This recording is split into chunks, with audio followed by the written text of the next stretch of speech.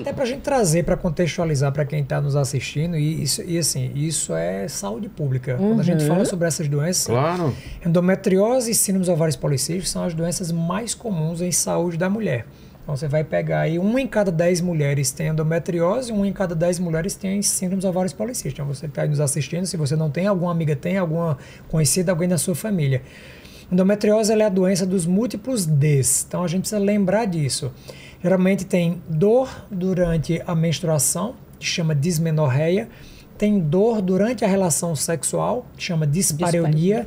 Tem dor para urinar durante o período menstrual, que chama disúria. E tem dor para evacuar durante o período menstrual, que chama disquesia. Então, se você sente alguns desses sinais ou sintomas, primeiro procura um ginecologista. Não negligencia, né? Sentir dor não é normal. E as pessoas, ao longo da vida, tenderam a normalizar demais. Sentir dor normal, frescura, isso é uma mulher que é preguiça trabalhar. E não é. Primeiro investiga. Se for, aí depois a gente ajusta, mas primeiro descarta. E aí tem duas formas muito simples de se fazer isso. Uma ultrassonografia pélvica transvaginal ou uma ressonância da pelve, são 2 exames importantes a serem feitos e consegue identificar se existe algum foco dessa doença. Por quê? Fora esses 4 principais Ds, tem um outro D que é a dificuldade de engravidar. Então, infertilidade, 50% a 60% das mulheres que não conseguem engravidar, não conseguem porque tem endometriose. Então, se você está tentando engravidar e há mais de um ano, o ponto de corte é assim, ó. Se você tem menos de 35 anos e já faz 6 meses que tem relações sexuais desprotegidas, 2 a 3 por semana e não consegue engravidar, vale a pena investigar a endometriose, mesmo que não tenha nenhum desses sinais. Ou se você tem menos de 35, você aguarda um ano. Você tem mais de 35 anos, 6 meses já é o suficiente para você começar a investigar. E aí o tratamento disso é tratamento hormonal, tratamento alimentar, um controle inflamatório, estilo de vida realmente ele consegue ajustar para que você tenha saúde com essa doença. Aí engravidamos. Saímos da fase aí da menarca, saímos da fase do...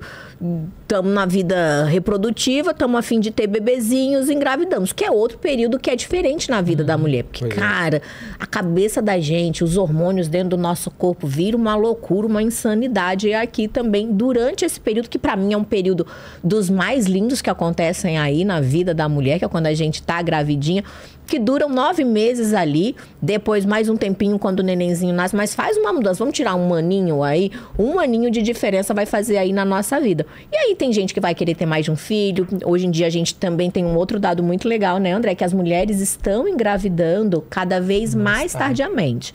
Então eu, por exemplo, eu sou meio fora da curva, porque a taxa de filhos aí por brasileiro, de acordo com o último censo, caiu para 1,9, 1,8, ou seja, o brasileiro, o casal não tá tendo nem 2 filhos mais, eu tenho 4, né? Então eu tive o meu e mais o de algumas pessoas.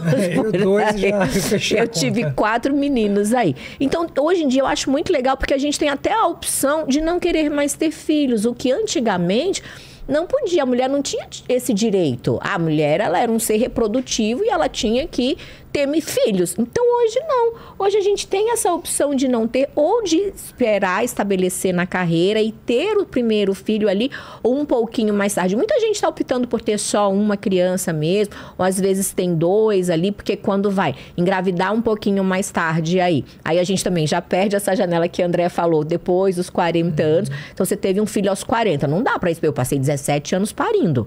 Então não dá mais para esperar, porque a gente sabe que vai entrar na menopausa. Né? Então eu tive o primeiro filho aos 22, depois eu tive filho aos 25, depois aos 35 e depois aos 39. Quem quer ter o primeiro filho aos 30, depois dos 35, 39, a gente sabe que não vai dar tempo de ter essa quantidade toda aí. E são maternidades totalmente diferentes. Se ser mãe aos 20 anos é uma coisa, se ser mãe aos 40 anos é uma outra maternidade diferente. A nossa cabeça tá diferente, o nosso ritmo é um ritmo diferente, né? E aí, falando em ritmo, depois que a gente teve esses menininhos tudo por aí, ou não, aí entra exatamente nessa fase que a gente vai falar agora, que é o período da menopausa. Exato. E só antes disso, Cátia, tem um tema que é interessante, que tem acontecido muito, sabe, Vilela, no Brasil. As mulheres entraram muito no mercado de trabalho e estão adiando muito a maternidade. E existe hoje a possibilidade de congelamento de óvulos e congelamento de embriões, até se você já tiver um relacionamento e já está casada, mas quer adiar, congela já o embrião, o espermatozoide do seu esposo. E funciona 100% de... Super bem, assim, 100% e nada na medicina é 100%, né? Mas o que é que acontece? Quando são etapas. No geral, a grande parte das mulheres congela óvulos, que são células. Certo. Então, quando você congela óvulos, se você não quiser depois, ou já engravidou, você pode descartar. Se você congela embrião, né? Ou doar, enfim. Se você congelar embrião, não pode, porque embrião já é vida. Entendi. Então, aí isso já tem que ficar ali congelado. Enfim, se você vai utilizar congelei... ou não, sêmen, né? Sêmen. Pode acontecer também. É vida também. É vida também. É célula. É igual óvulo. Dá pra jogar fora. Eu imagino um caminhão tomba na marginal com todo o sêmen lá. São bilhões de pessoas, né? Que poderiam advir daquilo ali, Morreram né? bilhões de pessoas num acidente de um caminhão só. Dava pra popular um planeta. Sabe que cada ejaculação a gente pede ali uns 20 milhões, né? Então, eu fiz Já isso em 2017, ou seja, é a minha saúde daquela época. Exato. Se eu tiver filho, né? Isso é bom, então, né? Isso é legal. Você congela naquela idade. Mas não vai perdendo com o tempo a qualidade. Não, porque hoje as técnicas de congelamento, né, a vitrificação, ela é uma técnica do E é caro nitrogênio esse negócio, hein? caro. Hoje em dia até está um pouco mais acessível. Quando eu fiz residência médica de ginecologia há 15 anos atrás, era bem mais caro. Hoje em dia já tem um valor. Quando eu vou tomar o Häagen-Dazs, que é caro pra caramba, eu falo que é feito de esperma, isso aqui é congelado e é caro pra caramba.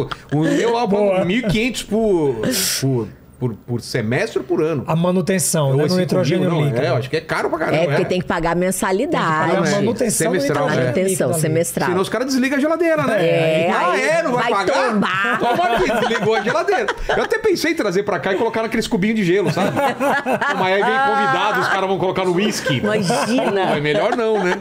Vai que confunde. Nossa, eu não. Uísque batizado, né? É. Esse gelo aqui tá estranho, Tá né? estranho. É com água de coco.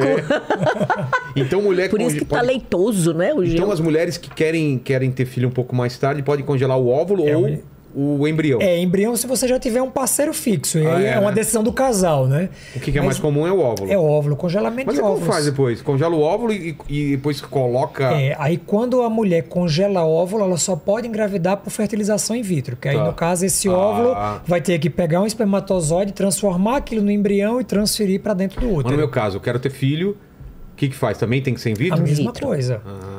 Que aí vai ter que pegar esse espermatozoide de 2017, colocar no óvulo de alguém, aquilo vai numa placa, né? Vai estimular fator de crescimento, transformar aquilo em embrião, deixa esse embrião desenvolver até D5, até 5º dia de evolução de célula e coloca dentro do útero. E lá pode não dar certo também, né? Pode. O que é que acontece? Hoje, nas estatísticas do Brasil, para cada 5 óvulos, você consegue gerar, mais ou menos de 5 a 7 óvulos, você consegue ter um embrião. Ah, é? E mais ou menos, para cada 3 embriões colocados, você consegue um bebê de sucesso. Isso é a média. E o papo claro de que é não mais fácil ter gêmeos? Por Então, quê? porque você coloca geralmente mais de um. Você não coloca só Pra garantir. Pra garantir. Porque como a cada 3 você coloca, existe uma chance matemática. Claro que isso é matemática, né? Claro, não é? A mão de Deus, quando entra, faz um, Pois virar é. até 2. Você coloca um e ali, realmente, você pode até colocar um embrião e ali se dividir e formar uma gestação, né, de gemelar. Mas para cada 3 que você coloca, existe a chance de um vingar. Então, no geral, você coloca 2, às vezes 3. Isso tem uma estatística por idade. Então, até tantos anos, você coloca 2, que a chance é de os 2 funcionarem. A partir de tantos anos, você coloca 3, porque a chance ela é menor. Então, existe uma regra dentro da reprodução assistida de quantidade de ovos que se coloca, de embriões. Entendi. Mas isso é uma coisa interessante, porque deu muita liberdade para as mulheres. Né? Deu liberdade para as mulheres, deu liberdade para os casais. Por exemplo, tem muitas mulheres é uma contagem regressiva, né, que a mulher tem, né? Sim. No máximo, minha irmã teve com 43. Só que antes disso ela perdeu 2. Ou com 45, talvez. A minha paciente mais velha que engravidou espontâneo faz 53 anos. Sério? Gente do céu, não me 53. passa susto aqui, É claro, é a raridade da raridade da raridade, mas acontece, né? Enquanto estiver menstruando... Mas no mundo se tem... É muito baixa. Para você ter ideia, aos 40 anos de idade, a fertilidade da mulher cai 25%. Após os 50 anos, ela é menos do que 5%. Então, assim, a probabilidade é muito pequena. Pode acontecer? Pode, mas Quanto é um mais outlier. velho for o óvulo e o espermatozoide, tem algum problema? Maior pra chance criança? de má formação. Claro que isso também é um estatístico, uma probabilidade matemática. Após os 40 anos, 25% Do dos homem ou da ovos mulher? principalmente mulher. da mulher, mas o homem também, especialmente se o cara fuma, se o cara bebe, O se quê? tem Vai ficando privação de mais sono. fraco, ele vai ficando mais... A qualidade, porque lembra que aquilo ali é material genético. Então, Certo. o DNA daquele espermatozoide não vai ter uma qualidade tão boa. Entendi. Tem uns trabalhos científicos mostrando assim, ó. Se o pai, naquele momento, engravidou e ele era alcoólatra, existe uma chance dele passar um DNA de genética que lá na Sério? frente aumenta a chance dessa criança desenvolver alcoolismo. Porque aquilo é material genético. Putz. 50% de você veio do espermatozoide do seu pai. Pois é. 50% do ovo da sua mãe. Então,